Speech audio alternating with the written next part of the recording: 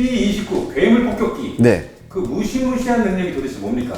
여러분 예전에 그 멤피스 벨 같은 2차 대전 영화 보면 거기에 B-17이 폭격기가 주인공이잖아요. 그때 승무원들 어떻습니까? 전부 다 두터운 방한복에다가 산소 마스크 끼고 막 난리가 나죠. 이렇게 됐죠. 근데 이거는 고고도에 올라갔을 때 온도가 내려가고 압력 때문에 어쩔 수밖에 없었어요. 이렇게 해야 되는데 B-29 폭격기에는 실내에 여압 장치가 있었습니다. 그렇기 때문에 승무원들이 두터운 방한복을 입을 필요도 없었고요. 그 다음에 답답한 산소 마스크도 쓸 필요가 없었어요. 그러니까 그냥 제대로 된 항공복, 이런 두터운 항공복만 아니고 그냥 평상복 입고도 탔어요, 그냥. 그러니까 처음에 B-29가 나타났을 때 일본군 요격기들이 왔을 거 아니야? 그러면서 저 B-29 승무원들을 봤단 말이지. 근데 B-29 승무원들이 방한복이나 산소 마스크가 없었단 말이죠. 그러니까 일본군이 어떻게 생각하는 줄 아세요? 아, 미국이 물자 부족에 시달리는구나. 이렇게 착각을 했어요. 그러니까 이 B-29를 만든 데가 어디냐면 보잉이에요. 지금 보잉. 근데 이 보잉은 이 B-29 개발 노하우 덕분에 지금 현재까지 세계 최고의 민간 여객기 생산업체가 된 거예요. 왜냐하면 이거를 개발하면서 기체 실내 여압 장치하고 장거리 운행 능력 이런 거에 대한 그 노하우가 있었거든요. 그러니까 이게 바로 뭐예요? 보잉 747 시리즈의, 그러니까 보잉 7 시리즈죠. 그거의 개발의 단초가 된 겁니다. 그럼 B-29의 제대로 된 대비는 어땠나요? 사실 처음에는 모든 무기체가 다 그런데 처음에는 좀 우여곡절이 있었죠. 이게 CJ-2호기가 결함으로 추락하면서 양산이 좀 차질이 빚어요. 그래서 결국 1944년 3월이 되어서야 본격적인 양산이 시작이 됩니다. 근데 이때 정도 되면은 이미 유럽 전선은 거의 막바지였기 때문에 유럽 전선으로 안 갔어요, B-29가. 그래서 B-29가 태평양 전선으로 배치되기가 시작됩니다. 처음에는 중국으로 배치가 됐어요. 중국 본토에서 일본으로 날아가는 거죠. 그러니까 1944년 6월 14일에 최초의 일본 본토에 대한 공습을 감행해요. 68대의 B-29 폭격기가 출격을 해서 일본 남부 규슈에 위치한 제철소를 폭격하는 임무였어요.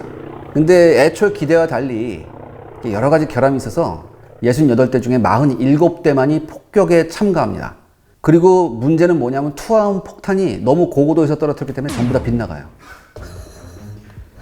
그리고 이 일본군 요격기 공격으로 한 대가 격추됩니다. 한 대가 격추되고 6대가 사고로 손실돼요. 그리고 1944년 7월 7일과 7월 9일에는 재차 일본 남부로 폭격을 나갔었고 11월에는 드디어 도쿄 공습을 한번 시도를 해요. 근데 공습 결과가 너무도 실망스러웠어요. 반면에 B-29의 폭격기에는 피해가 들어갑니다. 제가 아까 사이판 얘기할 때 말씀드렸죠. 사이판에서 날아가는데 폭격 효과가 아주 형편없었다고. 결국 미군 수뇌부는 제20 폭격기 사령부가 이제 갖고 있었던 게 B-29거든요. 이 20 폭격기 사령부의 사령관인 케네스 버너 울프 장군을 워싱턴으로 소환해서 잘라버립니다. 그럼 이 이후에 좀 본격적인 조치를 취합니까? 네.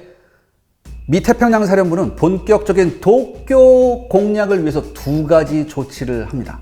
첫 번째가 폭격기 사령관을 교체하는 거고, 두 번째가 이오지마에 대한 점령이었죠. 이오지마? 네, 이오지마. 근데 왜 이오지마가 필요했죠? 그러니까 1945년 1월 하순하고 2월 초순에 걸쳐서 미 해군과 해병대 장군들이 이미 이 이오지마에 대한 침공 준비를 마무리 짓고 있었습니다. 이게 작은 섬이에요. 길이가 8km밖에 안 되고, 이게 유황 화산섬에서 섬 전체에서 맨날 달걀 썩는 냄새가 나는데, 그러니까 사람이 살기가 힘든 섬이에요. 근데 이 이오지마가 대단히 중요한 전술적 가치가 있는 섬이었습니다. 특히 사이판에서 출격하는 B-29 폭격기 승무원들한테 이 이오지마가 눈에 가시 같은 존재였어요. 이오지마에 그럼 혹시 일본의 전투기 부대 같은 게 혹시 주둔하고 있었어요? 맞습니다. 이오지마에 일본군의 전투기하고 경폭격기 부대가 있었어요. 그래서 얘네가 떠올라서 심심치 않게 사이판을 폭격하러 왔었어요. 또 하나, 이 이오지마에 일본군이 설치한 레이더가 있었거든요. 여러분, 일본군은 얘네도 레이더 만들었습니다. 물론 성능은 좀 조악했지만 레이더를 만들었어요. 그러니까 그러니까 레이더가 성능이 어느 정도냐면은 이런 거 있죠. 대충 저 방향에서 뭔가 날아오고 있다는 걸 알고 있어요. 규모나 뭐 이런 건 정확히 파악이 안 되는데 대충 어떤 방향에서 뭐가 오고 있다는 걸 알 수 있을 정도였거든. 그러니까 이 일본군 레이더가 B-29가 출격할 때마다 이걸 포착해서 본토에 알려주는 거예요. 또 하나 여기 일본군 전투기 기지도 있었기 때문에 여기에서 일본군 전투기도 요격하러 올라간단 말이야. B-29가 올 때마다. 그러니까 B-29가 어떻게 가야 됐냐면은 사이판하고 일본하고 딱 중간에 뭐가 있습니까? 이오지마가 있단 말이야. 이게 가운데 딱 도쿄칸 사이판카 딱 중간에 뭐 이오지마가 있단 말이지. 그러니까 얼마나 좋아 일본 애들 입장에서는. 그러니까 미국의 그 B-29가 본토를 폭격하러 갈 때는 직선 코스로 가면 좋은데 이오지마를 삥 둘러서 갔어야 됐다고. 레이더에 안 걸리려고. 그러니까 어떻게 돼? 삥 둘러가야 되니까 그만큼 연료 소비가 많고 연료 소비가 많으니까 어떻게 해요? 폭탄을 그만큼 많이 못 실어요. 미군이 반대로 점령을 하면 네. 뭔가 상당히 거꾸로 되는 거 아닙니까? 그렇죠. 미국이 만약에 이오지마를 점령한다 이러면 어떻게 되냐? 이게 딱 중간에 있잖아요. 그러니까 삥 둘러갈 필요 없죠.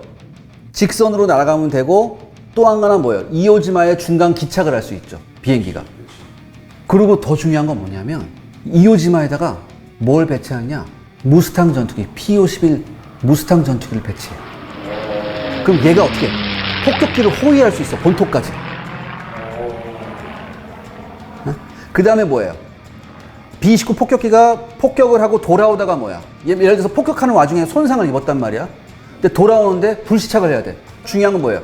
이오지마에 내리면 된다는 얘기예요. 중간에. 손상을 입어서도 사이판까지 날아가야 되는데 중간에 이오지마가 있으니까 여기 내려서 그렇게 되면 어떻게 해요? 엄청나게 많은 기체를 살릴 수 있고 무엇보다도 중요한 승무원의 목숨을 살릴 수 있죠. 기가 막힌 곳이에요. 이오지마가. 이건 오아시스지. 그야말로 사막 한가운데는 오아시스지. 그래서 이제 어떻게 됩니까? 그래서 이 이오지마 작전의 총 책임을 맡은 게 누구였냐면 이제 스프런스 제독이에요. 그 사람이 이제 기함 인디애나폴리스에서 이제 작전 회의를 열었는데 이때 이 스프런스가 누굴 부르냐? 아까 말했죠? 그 폭격기 사령관을 교체했다고? 네. 신임 폭격기 사령관을 일로 부릅니다. 그게 누굽니까? 바로 그 유명한 커티스 르메이였어요. 그러죠. 뭐 일본을 이제 석기시대로 만들겠다 뭐 이렇게 얘기한 사람이에요. 이 사람이 아주 이제 폭격 신봉주의자에다가 폭격을 한번 하면은 할 땐 제대로 하기로 뭐 이런 사람이었어요. 무서운 사람이야. 야 일단 쓸어버릴 거 깨끗하게 하나도 남김없이 지우개로 지우듯이 이런 사람이에요. 이 르메이를 스프런스가 불러요. 스프런스가 물어봅니다. 커티스 르메이한테. 이 섬을 점령할 가치가 있느냐? 0.5초 만에 커티스 르메이가 대답을 합니다. 예스라고. 근데 이 르메이는 이 섬을 갖고 싶다고 분명히 얘기했고 그래서 이오지마 작전이 시작되는 점령 작전이 시작되는데 처음에는 작전 입안할 때까지만 해도 미 해군과 해병대에서 사상자가 한 1만 5천 정도 날 것이다라고 예상을 했었어요. 그런데 그렇지가 않았죠. 왜냐하면 이오지마에서 일본군이 아주 야무지게 방어선을 구축하고 있었거든요. 그래서 1945년 2월 19일 최초 미 해병대의 정예 3개 사단이 이오지마에 상륙했을 때 이 미 해병대는 상상도 할 수 없는 일본군의 치열한 반격을 받습니다. 막대한 손실이 생겨요. 그러니까 얼마나 막대한 손실이었냐면 이제 일본군하고 미군이 시체가 막 섞여 있는 경우가 많았거든요. 격전을 너무나 많이 치다 보니까 전사자의 군화를 보고서 확인해야 될 지경이에요. 서로가 워낙 만신창이 상태가 됐었기 때문에. 한마디로 그때 무슨 평가가 있었냐면 이오지마 섬의 땅 한 평을 차지하는데 미군 병사 피 1리터가 필요하다. 이 이오지마가 정말 네. 이럴 수밖에 없었을 것 같아요. 일본한테 정말 중요한. 그렇죠. 양쪽한테 너무 중요했으니까. 그래서 이 이오지마를 점령하는데 무려 한 달 이상이 걸립니다. 그래서 3월 말에 이제 미군이 이오지마를 완전 점령했을 때 미군 측 피해가 엄청나요. 전사가 6,800입니다. 부상은 21,865명이에요. 그러니까 처음에 미 해병대가 예상했던 것보다 거의 2배의 사상자가 난 거예요. 거의 2배네요. 네. 이때 참여한 미 해병대가 6만 명이 참가했는데 둘 중 하나 걸로 죽거나 다쳤어요. 진짜 너무하죠. 그러니까 미 해병대 역사상 최악의 손실이었다고 하더라고요. 반면에 이 섬을 일본군은 2만 명이 지키고 있었는데 대부분 전사합니다. 그래서 단 1000여 명만이 포로가 됐다고 하더라고요. 그러니까 지금 이 이오지마를 점령하기 위해서 지금 엄청난 희생을 했죠. 그러니까 이렇게 되니까 커티스 르메이의 심경이 급격하게 변화합니다. 어떻게? 쓸어버리겠다. 이런 거 처음에 이런 생각을 하죠. 일본 본토를 무차별 폭격을 하면 무고한 민간인이 희생될 수도 있기 때문에 양심의 가책을 느껴야 할까라는 고민을 커티스 르메이가 하고 있었는데 이오지마에서 작전 상황을 보고 나서 생각이 싹 바뀌죠. 죽음의 빚은 죽음으로 갚아주마. 이렇게 바뀝니다. 이 사람 무슨 지옥에서 올라온 불의 제왕. 지금 소닉 PD님 갑자기 커티스 르메이하고 사랑에 빠진 것 같은데 뭔가가 이제 확 와닿아요. 엄청난 일이 벌어질 것 같아요. 네. 혹시 제가 예상하는 그것이 아닌가 하는 생각이 듭니다. 들어보시면 압니다. 빨리 가요. 예.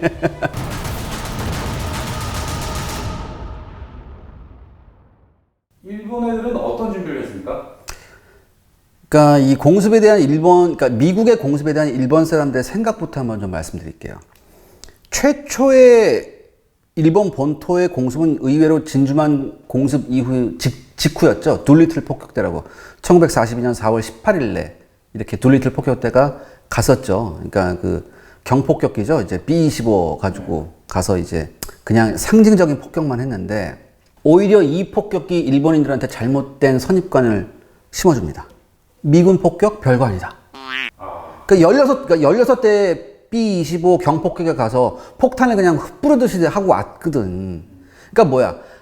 그냥 두려운 거 아니고 대충 뭐 이렇게 폭탄해서 불 붙더라도 그냥 우리가 충분히 끌 수 있어. 이렇게 생각을 했었어요. 그러니까 이거는 일본 군부뿐만 아니라 일본 국민들도 마찬가지였어요.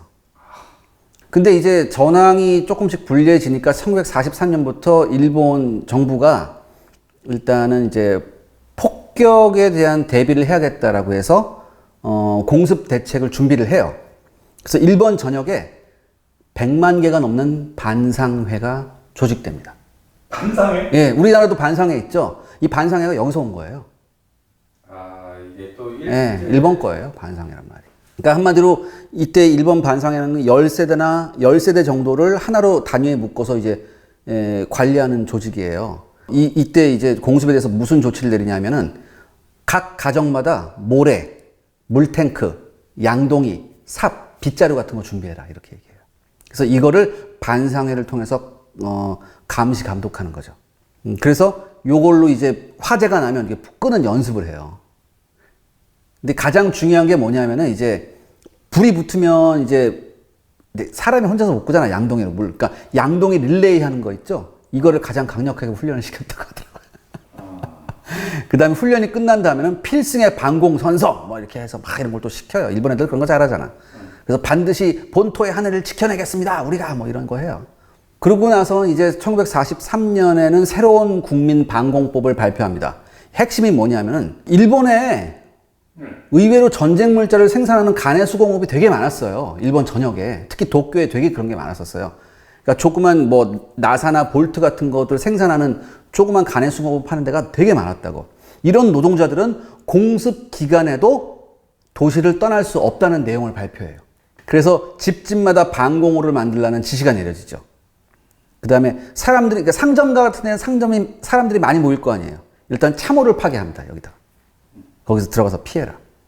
근데 이게 뜻하지 않은 부작용을 나타내죠. 네. 왜냐하면 이제 폭격기가 밤에 올 땐 등화관제해야 되잖아. 그러니까 항상 밤마다 등화관제했거든. 사람들이 걸어가다가 여기 많이 빠져요. 그래서 골절상을 입어요. 정말 많았고. 그 다음에 그 방화수통 같은 거를 비치해놨다고. 방화수통, 이게 불 나면 끈다고. 네. 근데 여러분, 일본이 우리나라보다 훨씬 습해요. 그거 아시죠? 알죠. 그러니까 이런 방화수통 같은 거 딱 놓으면은 여기다 뭐야? 모기가 창궐 합니다. 알까는가? 이게 완전히 모기 양식장이 돼요, 이게. 근데 이게 43년 말에 제가 아까 말씀드렸듯이 미국이 솔로몬, 뉴기니를 함락하고 이제 길버트 군도까지 점령을 하니까 이 일본이 내린 조치가 뭔지 알아요? 일본 정부가 도쿄에 처음 내린 조치가? 뭡니까? 동물원에 있는 모든 맹수들이나 코끼리 같은 걸 다 죽이는 그런 조치였어요. 왜냐면 얘네가 봤거든. 독일 본토가 폭격을 당하니까 동물원이 폭격당하면서 거기서 맹수들이 뛰쳐나와서 피해를 일으켰다고 그걸 알았었거든. 그래서 요 조치부터 내리고 그 다음에 여기 사진 보시면 방공 두건이라는 게 있어요. 네. 이런 거 다 쓰고 다녀라. 이게 두툼한 두건이에요. 그래서 저기 파편이나 뭐 이런 게 떨어져도 좀 막을 수 있게 그다음에 뭐 이렇게 해라. 그래서 요거 다 쓰게 했어요. 이런 방공 두건 같은 거를. 근데 제가 처음에 말씀드렸잖아요. 이게 미국의 폭격이 신통치 않았다고. 그러니까 가끔 이제 뭐 폭탄이 떨어지니까 뭐 불타는 데도 있었겠죠. 가끔. 근데 이때 당시에 얼마나 일본 사람들이 느긋했냐면 미국이 가끔 폭격했을 때 불나면 그 불꽃을 구경하는 게 또 일이었어요. 그래서 도쿄 사람들이 이걸 뭐라고 불렀냐면 애도의 꽃이라고 불렀어요. 그래서 불구경을 즐겼어요, 이 사람들이. 그러면서 더 이상 최악의 일은 없을 거라고 낙관을 하고 있었죠. 뭔가 좀 특이한 습관이나 버릇 같은 게 있는 것 같아요. 네. 왜냐하면 항상 일본 애들 말하는 거죠. 우리는 신의 나라다. 신민의 나라다. 신의 나라고 우리가 다 신민인데 신의 나라가 질 일이 있냐. 저런 미용 귀축 같은 놈들한테 우리가 질 리가 없다 이거야. 쟤네 미국 별거 아니다. 폭격 못한다 쟤네들. 해봤자 뭐 가끔 불구경한다 이거야. 밤에 술 한잔 하면서. 일본이 이렇게 낙관하고 있을 때가 아닌 것 같은데요. 네. 이곳에 드디어 커티스 르메이가 오지 않았습니까? 맞아요. 맞아요. 바로 그게 문제예요. 일본인들 아무도 예상 못했던 죽음의 사신이 왔습니다. 이 사람이 원래 유럽 전선에서 폭격기 부대 지휘했던 사람이에요. 그래서 아주 정교한 폭격기 비행 대형을 개발한 사람이에요. 그래서 폭격기의 생존성을 향상시킨 사람이에요. 그 다음에 공습의 정밀도를 높인 아주 폭격기계에서는 진짜 완타치야 이 사람. 근데 이 사람이 신임 폭격기 사령관으로 부임하자마자 내린 조치가 첫 번째 뭐였냐? 고고도 폭격했잖아요. 지금까지 높은 데서 이거 하지 마라. 적어도 폭격해라. 왜? 이 폭격 결과를 보니까 고고도 폭격을 하니까 명중률이 2%가 나왔대. 그러니까 적어도 폭격해라. 그 다음에 더 중요한 조치가 있었습니다. 바로 폭탄의 종류를 바꾼 거였습니다. 뭔가 좀 더 파괴력이 있거나 좀 더 발달한 업그레이드 시킨 그런 폭탄. 그건 다음 시간에 알려드리겠습니다. 뭔데요?